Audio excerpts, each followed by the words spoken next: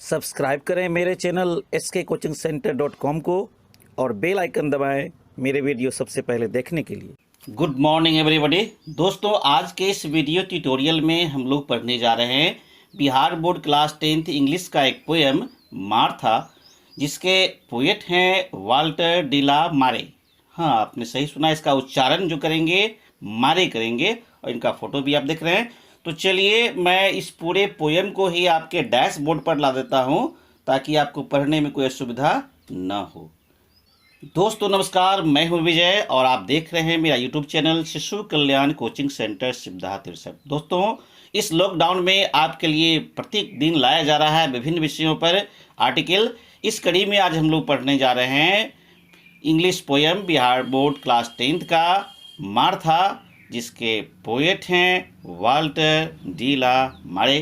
तो आप शुरू से अंत तक इस वीडियो में बने रहेंगे, क्योंकि न केवल मैं आपको एक एक शब्दों का अर्थ समझाऊंगा पढ़ाऊंगा, बल्कि इसमें आए हुए क्वेश्चन और आंसर को भी मैं आपको बताऊंगा। तो यह वीडियो आपके लिए बहुत ही उपयोगी होने वाली है। तो चलिए शुरू करते हैं और आपके डैशबोर्ड पर मैं उस पूरे पेज को ही ला देता हूँ। जैसा कि आप देख रहे हैं, ये फर्स्ट पेज है मार्था का। वाल्टर डिला मारे इसके पोएट हैं। तो चलिए शुरू करते हैं। वाल्टर डिला मारे 1873-1956, मतलब ये हुआ कि 1873 में इनका जन्म हुआ और 1956 में इनकी मृत्यु हो गई। अ मॉडर्न पोएट, एक आधुनिक कवि कह लें, was quite different from the other poets of his age. वह अपने युग के अन्य कवियों से बिल्कुल ही अलग थे। Quite different. He is unlike other modern poets such as T.S. Eliot. अन्य भिन्न कवियों की तरह, जैसे कि एक उदाहरण दिया गया है T.S. इलियट, उनके समय के थे, who discuss problems related to society and industrialisation, जिन्होंने T.S. इलियट के बारे में बताया जा रहा है कि उन्होंने अपने पोएम में समाज और औद्योगिकरण से संबंधित समस्याओं को उठाया था। वाल्टर डिला मारे इज ऑल टुगेदर का मतलब क्या हुआ? कुल मिलाकर। डिफरेंट फ्रॉम देम, वह कुल मिलाकर उन सबसे अलग थे। लाइक ए कंजूरर कहते हैं जादूगर, एक जादूगर की तरह। He creates an atmosphere of mystery, वह अपनी कविताओं में रहस्य का वातावरण की रचना करते थे। Where experience is like a dream like reality, और इस तरह के अनुभव को के बारे में वर्णन करते थे, इस तरह के सपने दिखाते थे मानो वो सपने वास्तविक हो। एमॉन्ग हिज पोएम्स, उनके अन्य कविताओं में the listener, the square crow and Arabia और वर्थ मेंशनिंग, ये भी उल्लेखनीय हैं। उन्होंने कई पोएम लिखे हैं जिनमें अभी इनका नाम लिया गया। तो चलिए, पोएम शुरू होने से पहले ही कुछ क्वेश्चन हैं जिसको आप कर लेने हैं इस क्वेश्चन को। तो ध्यान दीजिए, मैं इसके आंसर को बताऊंगा, आप आसानी से समझ पाएंगे। पर फर्स्ट क्वेश्चन है कि have you read any fairy tale? Fairy मतलब क्या होता है? पढ़ी। फेरी टेल मतलब पढ़ी कथा। क्या आपने कोई पढ़ी कथा पढ़ी है? अवश्य पढ़ी होगी बचपन में से ही। तो ऐसा लिख सकते हैं आप कि yes I have read several fairy tales. हो गया। Question number 2, do you find its events as real as in life? तो पूछ रहा है कि उन पढ़ी कथाओं में जो घटनाएं घटती हैं वो क्या जीवन से वास्तविकता होती है? जीवन में उसका कोई वास्तविकता, उस घटना से संबंधित वैसे ही घटना जो उसमें घटती है पढ़ी कथाओं में, क्या वो वास्तविक होती है? तो पढ़ी कथा है, उसमें कोई वास्तविकता वाली बात नहीं होती। तो ऐसा आप लिख सकते हैं, the events of fairy tale are not real as in our life. Question number 3, does it have any logical sequence of events? Logical sequence मतलब होता है, लॉजिकल मतलब तार्किक, और सीक्वेंस मतलब घटनाएं। इवेंट्स मतलब घटनाएं, सीक्वेंस मतलब अनुक्रम। यानी पूछा जा रहा है कि उसमें कोई तार्किक घटनाओं का अनुक्रम होता है क्या? तो वो तो पूरा लॉजिक पर ही आधारित होता है। तो ऐसा लिख सकते हैं, it has some logical sequence of events that help the stories to complete. यानी उसका किसी भी कहानी को, ऐसी कहानियों को पूरा करने के लिए उसमें कुछ तर्क वगैरह लिए जाते हैं। तो मैं जो आंसर बोल रहा हूं, यदि आप पीछे रह जाते हैं सुनने से, तो आप वीडियो पॉज करके भी आप उस आंसर को आप लिख सकते हैं या समझ सकते हैं, और पूरे वीडियो में आप बने रहेंगे तो ये पोयम आपके लिए समझना बहुत ही आसान हो जाएगा। चलिए शुरू करते हैं poem. Once upon a time, एक बार की बात है। कोई भी कहानी की शुरुआत क्या होती है? कुछ भी कहानी आपने सुना होगा तो उसकी शुरुआत ही होती है एक बार की बात है, एक जमाने की बात है, इस ढंग से शुरुआत होती है। ओवर एंड ओवर अगेन, बार बार ये शब्द सुनने को मिलता है किसी कहानियों में कि एक बार की बात है। चलिए क्वेश्चन पेज नंबर 2 हम लोग पलटते हैं। Martha would tell us her stories. Martha क्या है? एक लड़की है जो अपनी कहानियों को कहती है in the hazel Glenn. Hazel कहते हैं झाड़ीदार, ग्लेन मतलब घाटी। एक झाड़ीदार घाटियों में कह लें कि मार्था जो है अपनी कहानियों को कहती है, परी कथा सुनाती है। Hers were those clear grey eyes. Second stanza में देखें, हर्स उसकी, were those clear grey eyes. Clear greys eyes, grey मतलब भूरी आंखें। हाँ सही सुना आपने। तो उसकी आंखें जो हैं, यानी मार्था की जो आंखें हैं वो क्या है? बिल्कुल साफ स्पष्ट भूरी आंखें हैं। You watch and the story seems. You watch यानी जो सुन रहे होते हैं, उसको जो देख रहे होते हैं, उस कहानी को सुन रहे होते हैं जब कहानी सुनाती है, और कहानी ऐसी प्रतीत होती है टोल्ड बाय दियर ब्यूटीफुलनेस। उसकी जो सुंदरता है, उस सुंदर लड़की के द्वारा जो यह कहानी कही जा रही है। Tranquil as dreams. ट्रैंक्विल का मतलब था शांत, मानो कोई सपने देख रहे हो। यानी कहानी, इसका अर्थ ये हुआ कि उनकी भूरी आंखें उन कहानी सुनने वाले बच्चों को मानो एक दूसरी दुनिया में ले जाती है, और ऐसा लगता है मानो बच्चे दिन में सपने देख रहे हो। Tranquil as dreams. अगला स्टेंजा देखें। She would sit with her two slim hands। वह जो है अपने स्लिम कहते हैं पतले, दो पतले हाथों को जमीन पर लिटाकर जो है उसके सहारे बैठती है। क्लैप्स्ड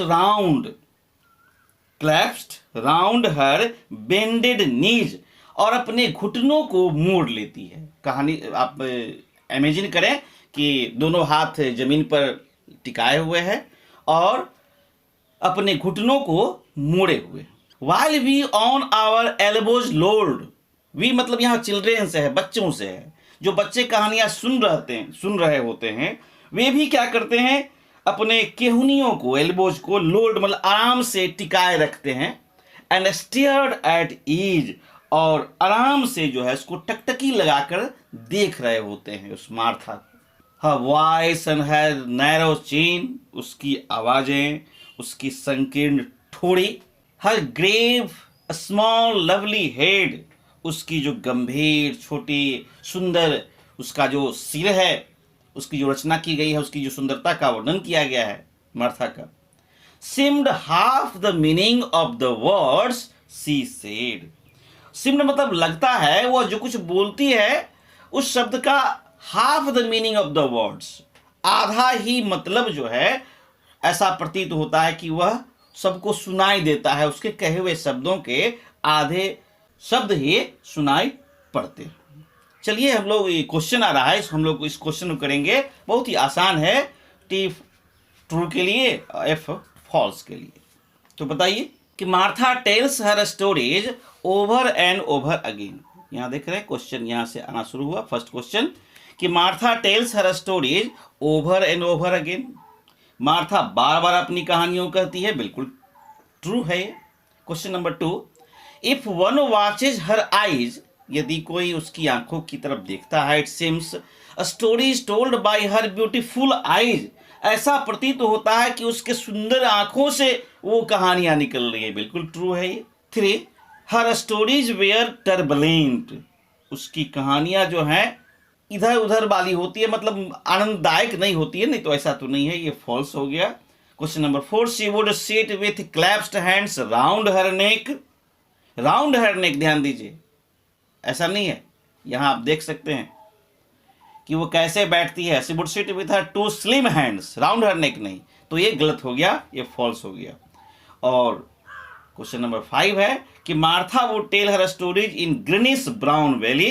ग्रीनिश ब्राउन वैली बिल्कुल सही है, वो हरे भरे भूरे घाटियों में जो है कहानियां कहती है, तो बिल्कुल सही है। चलिए अगले पेज की ओर हम लोग क्वेश्चन करेंगे हम लोग। What does Martha do in the hazel Glenn, यानी संकीर्ण झाड़ीदार घाटियों में मार्था क्या करती है? तो बच्चों को कहानी सुनाती है। तो ऐसा लिख सकते हैं आप कि मार्था नरेट्स स्टोरीज या टेल्स स्टोरीज, कुछ भी, to the children in the hazel glen. Understand?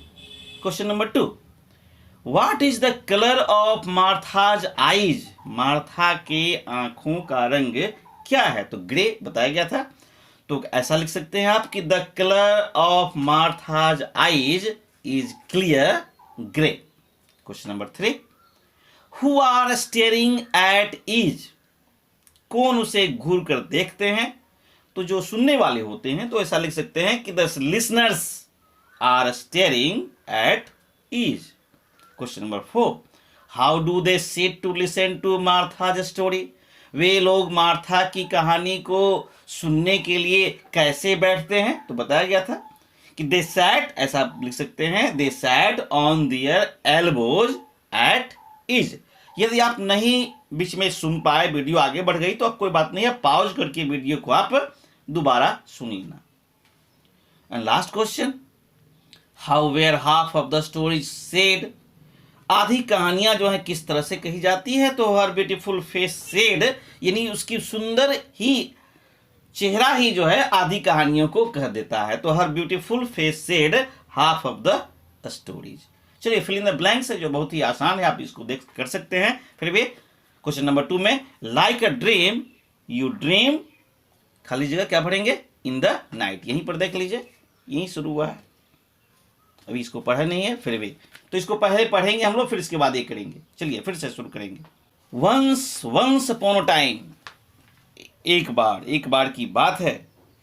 Like a dream you dream in the night, तभी यहां कह रहे हैं कि लोग दिन में कहानियां सुनते हैं, लेकिन उन कहानियों को सुनकर कुछ सपने का ऐसा ताना बाना बुना जाता है कि जैसे मान लो रात में लोग सपने देखते हैं, वैसे ही कहानी सुनने समय वो सपने देखने लगते हैं। फेरीज एंड नोम्स, नोम्स पढ़ेंगे, इसको ध्यान दें, ये जी साइलेंट है यहाँ, नोम्स पढ़ेंगे।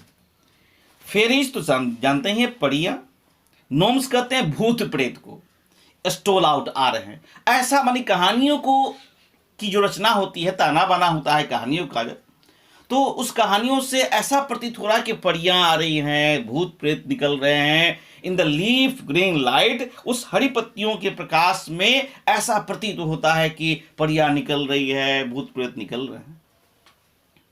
And her beauty for away, उसकी सुंदरता, किसकी सुंदरता?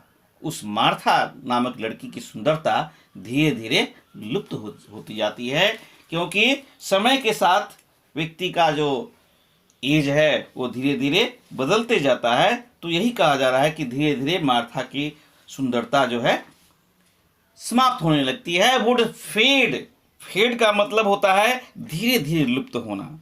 As her voice run on, धीरे धीरे उसकी आवाज गंभीर होती जाती है, उसके चेहरे का रंग फीका पड़ते जाता है। Till hazel and summer grey sun, hazel शुरू में ही बताया गया था झाड़ीदार, समर सन, जिस तरह ये झाड़ीदार जो घाटियां हैं, ये गर्मी का सूरज है, ये भी एक समय से बंधा होता है, इसके ये भी समाप्त होने वाले होते हैं। एंड ऑल वेयर गोन, ये सब जो है धीरे धीरे समाप्त होने लगते हैं, चले जाते हैं। ऑल फोर्डन, ऑल फोर्डन, फोर्डन मतलब समाप्त होना, एंड फॉर गॉड, सभी कुछ समाप्त हो जाता है, सभी कुछ भुला दिया जाता है। And like clouds in the height of the sky, जिस प्रकार आकाश में एक ऊंचाई पर बादल होते हैं, उसी प्रकार our hearts stood still in the hush, hush कहते चुप रहना, कवि का हृदय भी जो है वो धीरे धीरे शांत हो जाता है of an age gone by, और जैसे जैसे उम्र ढलती है उसी प्रकार ये सारी चीजें जो है समाप्त हो जाती है। कहने का अर्थ ये हुआ कि मार्था की सुंदरता खत्म हो जाती है, सब कुछ भुला दिया जाता है, लेकिन उसकी मधुर आवाज आज भी उन घाटियों में दौड़ रही है। आकाश में बादलों की तरह कवि का हृदय शांत है, यद्यपि एक युग समाप्त हो गया है of an age gone by. तो ये कविता हो गई। अब चले जो क्वेश्चन आ रहे हैं उस क्वेश्चन को हम लोग करेंगे। तो देखिए, like a dream you dream क्या है, इन द नाइट, मैं यहाँ पर चिन्हित कर दिया हूँ। क्वेश्चन नंबर 2 है, बल 2 नहीं बल्कि उसी फिल इन द ब्लैंक्स का ही है कि फेरीज एंड नोम्स स्टोल, यहाँ देख लीजिए स्टोल आउट। 3 में देखिए लाइन में शुरू में ही खाली जगह है, द लीफ ग्रीन लाइट, यहाँ जो देखे शुरू में ही यहाँ द लीफ ग्रीन लाइट, तो कहाँ देखिए, यहाँ पर देखिए आपके सामने रखा हुआ है in the leaf green light, ये यहाँ देख रहे in the leaf green light, in आ जाएगा इसमें। एंड हर ब्यूटी फॉर, कहाँ लिखा हुआ है फॉर, यहाँ देखिए इस लाइन में far away, would fade as her voice ran on. चलिए अगले पेज उलटते हैं। राइट ट्रू, वही फॉल्स, ट्रू फॉल्स करने हैं हमको, तो बताइएगा कि fairies and gnomes stole out Martha's beauty, यानी मार्था, फेरीज एंड नॉम्स परियां और ये जो भूत प्रेत हैं ये निकलने लगते हैं मार्था की सुंदरता को देखने के लिए। बिल्कुल सही है, ट्रू लगाएंगे आप। लाइक अ ड्रीम, या ट्रू लगा दें आप, टी लिख दें यहाँ पर इसमें। Like a dream her beauty gradually faded away, एक सपने की तरह उसकी सुंदरता धीरे धीरे लुप्त होने लगती है। बिल्कुल ट्रू है ये, तो यहाँ टी हो जाएगा।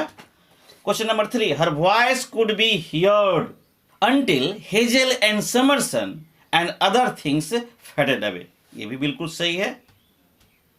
Clouds in the sky are on lower height, lower height तो नहीं बल्कि हाइयर यहाँ था, इसलिए क्या हो जाएगा फॉल्स हो जाएगा, ये हो जाएगा फॉल्स।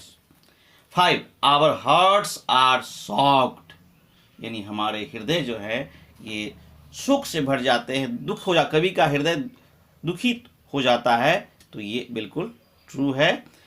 6, मार्था टेल्स हर स्टोरी टुडे, मार्था आज कहानी कहती है, तो रोज की बात चूंकि बार बार वाली बात आई है तो बिल्कुल ऐसा प्रतीत होता है कि रोज वह कहानियां कह रही है, तो ये क्या हो गया ट्रू हो गया।